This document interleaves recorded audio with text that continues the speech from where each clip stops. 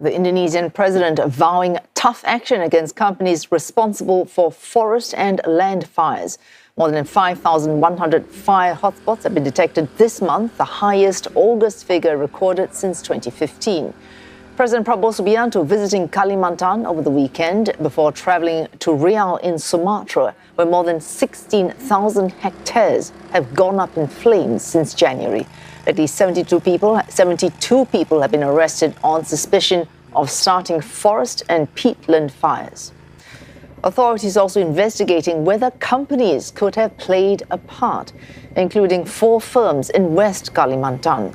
Mr. Prabowo says any company found to have ordered the burning of land will see their permits revoked. A strong El Nino has brought hotter and drier conditions, fueling the risk of more fires. CNA's senior correspondent Chandni Vatvani joins us live from Jakarta. Chandni, President Prabowo very clearly getting tougher on this. Are we seeing a real shift towards much more robust enforcement? Well, Wei Su, what we can say is that it is clear President Prabowo Subianto is directly monitoring the situation and keeping track of those forest and land fires. We know the president has been having video conferences with various officials on the ground, like those in Jambi and Lampung, for example. And we know that he has directly gone on to locations like Central Kalimantan and Riau as well. So we know that he is leading meetings and checking and evaluating results of everything officials are doing to keep the land and forest fires in check. Now, the 72 people who have been arrested on suspicion of starting the fires are linked to some 90 forest and land fire cases across Borneo and Sumatra, and companies have indeed been put on notice with permits on the line if they are linked and they're found to be linked to illegal burning. Their financial records of those involved, allegedly involved, those suspected, are also being investigated, and penalties, including hefty fines and up to 15 years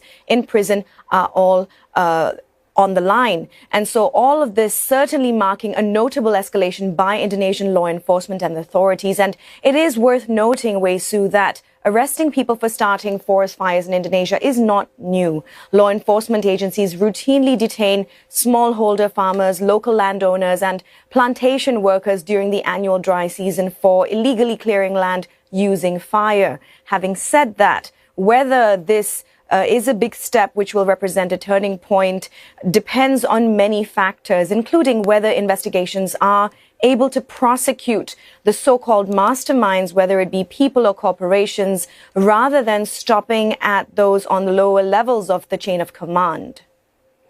Chandni, more stringent enforcement certainly will be needed to match what is happening on the ground. Hotspots at levels not seen in August for more than a decade. We already hinted at one of the possible reasons, so the El Nino effect. Other factors for this surging in hotspot numbers?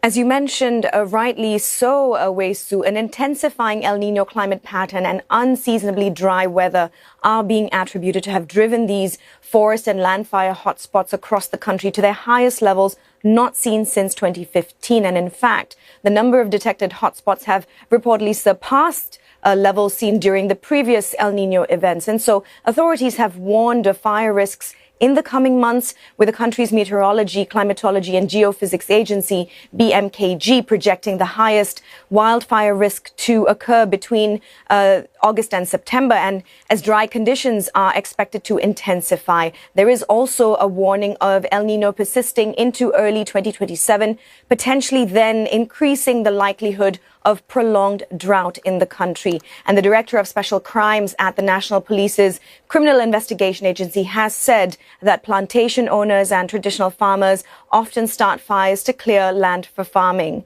And so this slash and burn method, combined with El Nino, certainly not looking good. Well, thanks, CNA senior correspondent Chandni Vatvani speaking to us live there from Jakarta.